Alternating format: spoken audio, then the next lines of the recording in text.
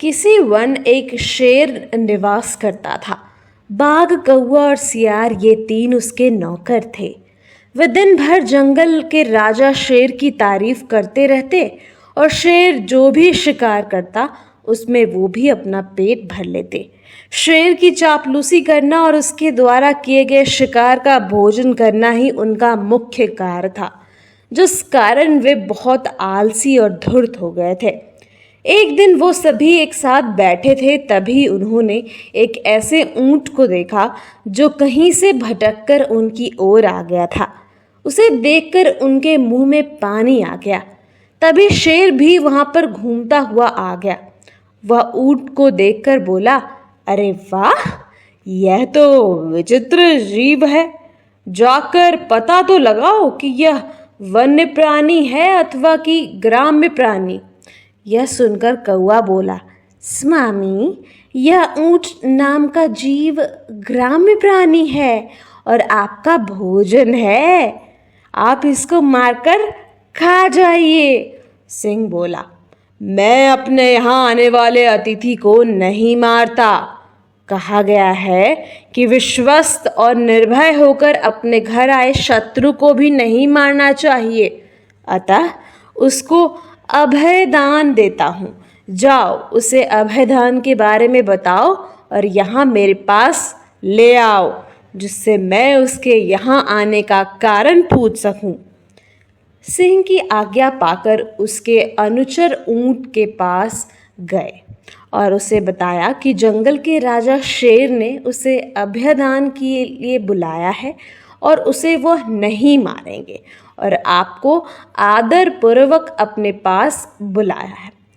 ऊंट तैयार हो गया। वे उसको आदर पूर्वक सिंह के पास ले गए। ऊंट ने सिंह को प्रणाम किया और बैठ गया। सिंह ने जब उसके वन में विचरने का कारण पूछा तो उसने अपना परिचय देते हुए बताया कि वह साथियों से बिछुड़कर भटक गया था। सिंह के कहने पर उस दिन से वह ऊंट उनके साथ ही रहने लगा। ऊंट अब पूरे जंगल में खुलकर विचरण करता और हरी हरी घास फूस और पेड़ पौधे खाया करता। उसके कुछ दिन बाद शेर का किसी जंगली हाथी के साथ घमासान युद्ध हो गया। उस हाथी के मुसल के समान दांतों के प्रहार से सिंह अधमरा हो गया, किंतु किसी प्रकार जीवित रहा। पर वह चलने फिरने में अशक्त रहा। उसके अशक्त हो जाने से कौवे, बाघ इत्यादि उसके नौकर भूखे रहने लगे, क्योंकि सिंह जब शिकार करता था तभी उसके नौकरों को उसमें से भोजन मिल पाता था। अब सिंह शिकार करने में असमर्थ था। सभी बहुत ही भूखे थे। उनकी दुर्दशा देखकर सिंह बोला, किसी ऐसे जीव की खोज करो कि जिसको मैं इस अवस्था में भी मारकर तुम लोगों के भोजन की व्यवस्था कर सकूं। सिंह की आज्ञा पाकर वे चारों प्राणी हर तरफ शिकार की तलाश में घूमने निकले। जब कहीं कुछ नहीं मिला तो कौवे और सियार ने परस्पर मिलकर सलाह की। सियार बोला, मित्र कौवे, इधर उधर भटकने से क्या लाभ? क्यों ना उस ऊंट को मारकर उसका ही भोजन कर लिया जाए। कौवा बोला, हाँ, बात तो ठीक कह रहे हो, मगर शेर ने उसे अभयदान दिया है, वह उसे नहीं मारेगा। सियार बोला, उसकी चिंता तुम मत करो, वो सब मुझ पर छोड़ दो, मेरे पास एक योजना है। और सियार ने अपनी योजना कौवे और बाघ को सुनाई। योजना सुनकर सभी लोग काफी प्रसन्न हुए। अब वे उस ऊंट को अपना भोजन बना पाएंगे। तब सियार सिंह के पास गया और वहां पहुंचकर कहने लगा, स्वामी, हम सब ने मिलकर सारा वन छान मारा, किंतु कहीं कोई ऐसा पशु नहीं मिला कि जिसके हम आपके समीप मारने के लिए ला पाते। अब भूख इतनी सता रही है कि हमारे लिए एक भी पग चलना कठिन हो गया है। यदि आपकी आज्ञा हो तो ऊंट के मांस से ही आपके खाने का प्रबंध किया जाए। पर सिंह ने यह कहते हुए मना कर दिया कि उसने ऊंट को अपने यहाँ पनाह दी है, इसलिए वह उसे नहीं मार सकता।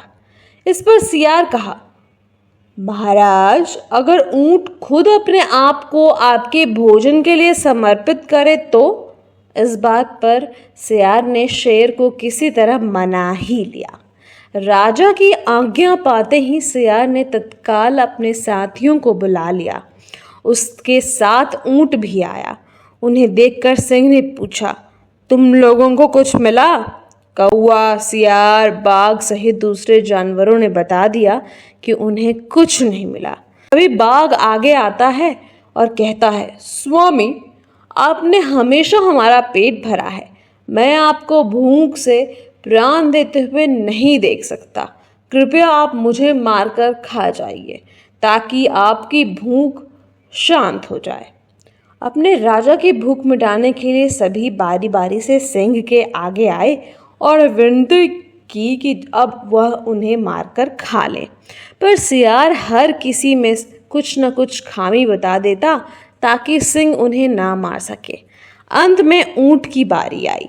बेचारे सीधे साधे ऊंट ने जब यह देखा कि सभी सेवक अपनी जान देने की विनती कर रहे हैं तो वह भी पीछे नहीं रहा। उसने सिंह को प्रणाम करके कहा, स्वामी, ये सभी आपके लिए अभक्ष्य हैं। किसी का आकार छोटा है, किसी तेज नाखून है, किसी के देह पर घने बाल हैं। आज तो आप मेरे ही शरीर से अपनी जीविका चलाइए, जिससे कि मुझे दोनों लोकों की प्राप्ति हो सके। ऊंट का इतना कहना था कि बाघ और सियार उस पर झपट पड़े और देखते ही देखते उसके पेट को चीर कर रख दिया। बस फिर क्या था, भूख से पीड़ित शेर और बाघ आदि ने तुरंत ही उसको चोट कर मार डाला और उसे चट कर डाला। सीख यह मिलती है हमें इस कहानी से कि धूर्तों के साथ जब भी रहें, पूरी तरह से चौकन्ना रहें और उनकी मीठी बातों में बिल्कुल ना आए, और विवेकहीन तथा मूर्ख स्वामी से भी दूर रहने में ही आपकी भलाई है।